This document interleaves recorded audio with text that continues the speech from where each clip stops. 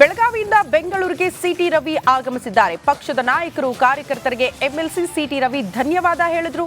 ನ್ಯಾಯಕ್ಕಾಗಿ ನಾವು ಹೋರಾಟ ಮುಂದುವರಿಸ್ತೀವಿ ಅಂತ ಕೂಡ ಹೇಳಿದ್ದಾರೆ. ಸದನದಲ್ಲಿ ದಾಖಲಾತಿ ನೋಡಿ ಸಭಾಪತಿಗಳೇ ತೀರ್ಪು ಕೊಟ್ಟರು. ಪರಿಷತ್ನಲ್ಲಿ ಆಡಿಯೋ ವಿಡಿಯೋ ಎಲ್ಲ ರೆಕಾರ್ಡ್ ಆಗುತ್ತೆ, ಇದೆಲ್ಲ ಪರಿಶೀಲನೆ ಮಾಡಿ ಏನೂ ಇಲ್ಲ ಅಂತ ಸಭಾಪತಿ ಹೇಳಿದ್ರು.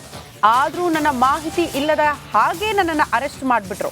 ನನ್ನ ಮೇಲೆ 3 ಬಾರಿ ಅಟ್ಯಾಕ್ ಆಯಿತು ಅಂತ ಸಿಟಿ ರವಿ ಆಕ್ರೋಶ ವ್ಯಕ್ತಪಡಿಸಿದ್ದಾರೆ. ಕಾನೂನು ಸಿಟಿ ರವಿಗೊಂದು ಹೆಬ್ಬಾಳ್ಕರ್ಗೊಂದ ಅನ್ನೋದನ್ನ ಅವರು ಪ್ರಶ್ನೆ ಮಾಡ್ತಿದ್ದಾರೆ. ಕಾಂಗ್ರೆಸ್ ಶಾಸಕರ ಮೇಲೆ ಅತ್ಯಾಚಾರ ಕೇಸ್ ಇಲ್ವಾ? ಅತ್ಯಾಚಾರ ಇದಕ್ಕಿಂತ ದೊಡ್ಡದಲ್ವಾ ಅಂತ ಸಿಟಿ ರವಿ ಪ್ರಶ್ನೆ ಮಾಡಿದ್ದಾರೆ.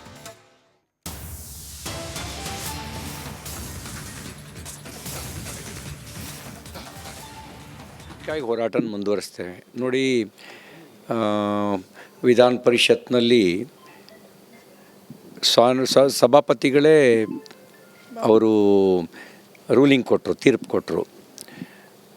ನಮಗೆ ನಾನು ಎಲ್ಲ ದಾಖಲೆಗಳನ್ನು ಪರಿಶೀಲಿಸಿದೆ ನೋಡಿ. ವಿಧಾನ ಪರಿಷತ್ನಲ್ಲಿ ಒಂದು ಮೈಕ್ರೋಫೋನ್ ಮೂಲಕ ಆಡಿಯೋ ರೆಕಾರ್ಡ್ ಆಗುತ್ತೆ, ಇನ್ನೊಂದು CC ಕ್ಯಾಮ್ರಾದ ಮೂಲಕ ಮತ್ತು ಕ್ಯಾಮ್ರಾ ಮೂಲಕ ವಿಡಿಯೋ ರೆಕಾರ್ಡ್, ವಿಜುವಲ್ಸ್ ರೆಕಾರ್ಡ್ ಆಗುತ್ತೆ.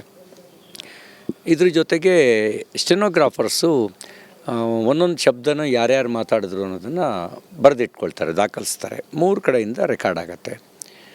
3 ಕಡೆ ರೆಕಾರ್ಡನ್ನು ನಾನು ಪರಿಶೀಲನೆ ಮಾಡಿದ್ದೀನಿ.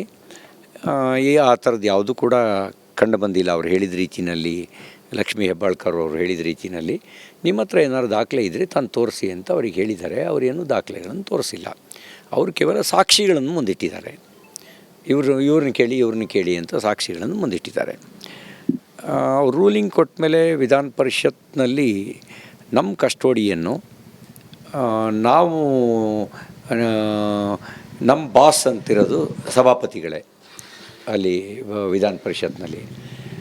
ಆಮೇಲೆ ಹೋಗಿ ದೂರು ಕೊಟ್ಟರು. ನನಗೆ ನೋಟಿಸು ಕೊಡ್ದಲೇ, ನನ್ನ ಕೇಸ್ ರಿಜಿಸ್ಟರ್ ಆಗಿದೆ ಅನ್ನೋದು ಗೊತ್ತೂ ಇಲ್ದಲೇ, ನೋಟಿಸು ಕೊಡದೆ, ಸಭಾಪತಿಗಳ ಅನುಮತಿನೂ ತೆಗೆದುಕೊಳ್ಳದೆ ನನ್ನನ್ನು ಅರೆಸ್ಟ್ ಮಾಡಿದ್ರು. ಉಳಿದಿದ್ದೆಲ್ಲ ವಿದ್ಯಮಾನಗಳನ್ನು ನೀವು ತೋರಿಸಿದ್ದೀರಿ. ಅದೇ ನನ್ನ ಮೇಲೆ 3 ಬಾರಿ ಅಟ್ಯಾಕ್ ಆಯಿತು. ಮಧ್ಯಾಹ್ನ 3 ಗಂಟೆಗಾಯಿತು, 4:15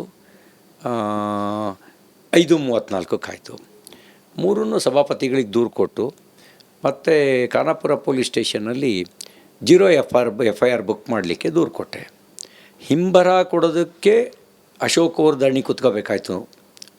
ಮಧ್ಯರಾತ್ರಿ 3 ಗಂಟೆಗೆ ಹಿಂಬರ ಕೊಟ್ಟರು, FIR ಕೊಡಲಿಲ್ಲ. ಅಂದರೆ ಕಾನೂನು ಸಿಟಿ ರವಿಯವರಿಗೊಂದು, ಲಕ್ಷ್ಮೀ ಹೆಬ್ಬಾಳ್ಕರ್ ಅವ್ರಿಗೊಂದು ಕಾನೂನು ಕಾಂಗ್ರೆಸ್ ಸರ್ಕಾರದಲ್ಲಿ ಇದೆಯಾ? ಪೊಲೀಸರು ನಿಷ್ಪಕ್ಷಪಾತಿಗಳಾಗಿ ವರ್ತಿಸ್ತಾ ಇದ್ದಾರೋ, ಪಕ್ಷಪಾತಿಗಳಾಗಿ ವರ್ತಿಸ್ತಾ ಇದ್ದಾರೋ ಅನ್ನೋದಕ್ಕೆ ಇದಕ್ಕಿಂತ ಉದಾಹರಣೆ ಬೇಡ. ನಾನು ಅಂದದೇ ಇರುವ ಶಬ್ದನ ಅಂದೇ ಅಂತ ವಿವಾದವನ್ನು ಕ್ರಿಯೇಟ್ ಮಾಡಿದ್ರು. ಯಾಕೆ ಕಾಂಗ್ರೆಸ್ ಶಾಸಕರುಗಳ ಮೇಲೆ ಅತ್ಯಾಚಾರದ ಕೇಸ್ ಇದೆಯಲ್ಲ, ಅತ್ಯಾಚಾರಕ್ಕಿಂತ ಇದಕ್ಕಿಂತ ಅತ್ಯಾಚಾರದ ಸಂಗತಿ ದೊಡ್ಡ ಸಂಗತಿ ಅಲ್ವಾ? ಮಹಿಳೆ ಮಾನಭಂಗ ಮಾಡಿದ್ದು ದೊಡ್ಡ ಸಂಗತಿ ಅಲ್ವಾ? ಯಾರ ಮೇಲೆ ಯಾರನ್ನ ಅರೆಸ್ಟ್ ಮಾಡಿದ್ದಾರೆ? ನ್ಯಾಯಕ್ಕಾಗಿ ಹೋರಾಟ ಮುಂದುವರಿಸ್ತೇವೆ ನೋಡಿ. ವಿಧಾನ ಪರಿಷತ್ನಲ್ಲಿ ಸಭಾಪತಿಗಳೇ ಅವರು ರೂಲಿಂಗ್ ಕೊಟ್ಟರು, ತೀರ್ಪು ಕೊಟ್ಟರು. ನಮಗೆ ನಾನು ಎಲ್ಲ ದಾಖಲೆಗಳನ್ನು ಪರಿಶೀಲಿಸಿದೆ ನೋಡಿ. ವಿಧಾನ ಪರಿಷತ್ನಲ್ಲಿ ಒಂದು ಮೈಕ್ರೋಫೋನ್ ಮೂಲಕ ಆಡಿಯೋ ರೆಕಾರ್ಡ್ ಆಗುತ್ತೆ, ಇನ್ನೊಂದು ಆ ರೀತಿ ಕಟ್ಟಿಲ್ಲ, ಉದ್ಯೋಗಿಗಳಿಗೆ PF ಸಿಕ್ಕಿಲ್ಲ ಅನ್ನೋ ಕಾರಣಕ್ಕೆ ಹಲವು ಕಂಪನಿಯ ಎಂಪ್ಲಾಯೀಸೇ ಬಂದು ದೂರು ಕೊಟ್ಟಿದ್ದಾರೆ. ಆ ದೂರಿನ ಆಧಾರದ ಮೇಲೆ ಈಗ ಅರೆಸ್ಟ್ ವಾರೆಂಟ್ ಜಾರಿ ಮಾಡಲಾಗಿದೆ, ಕೋರ್ಟ್ ಪರ್ಮಿಷನ್ ಮೇಲೆ ಅನ್ನೋದರ ಡೀಟೇಲ್ ಸಿಗ್ತಾ ಇದೆ. ಹಾಗಾಗಿ ಯಾವುದೇ ಕ್ಷಣದಲ್ಲಾದರೂ ಕೂಡ ರಾಬಿನ್ ಉತ್ತಪ್ಪ ಅವರ ಬಂಧನ ಆಗುವಂತಹ ಸಾಧ್ಯತೆ ಇದೆ.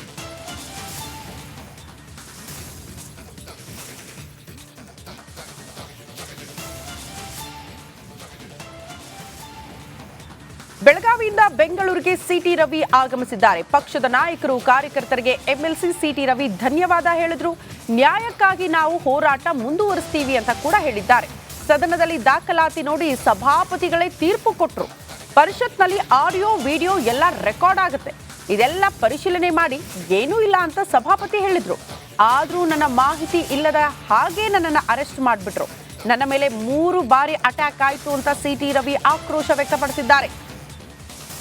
ಕಾನೂನು ಸಿಟಿ ರವಿಗೊಂದು ಹೆಬ್ಬಾಳ್ಕರ್ಗೊಂದ ಅನ್ನೋದನ್ನ ಅವರು ಪ್ರಶ್ನೆ ಮಾಡ್ತಿದ್ದಾರೆ. ಕಾಂಗ್ರೆಸ್ ಶಾಸಕರ ಮೇಲೆ ಅತ್ಯಾಚಾರ ಕೇಸ್ ಇಲ್ವಾ? ಅತ್ಯಾಚಾರ ಇದಕ್ಕಿಂತ ದೊಡ್ಡದಲ್ವಾ ಅಂತ ಸಿಟಿ ರವಿ ಪ್ರಶ್ನೆ ಮಾಡಿದ್ದಾರೆ.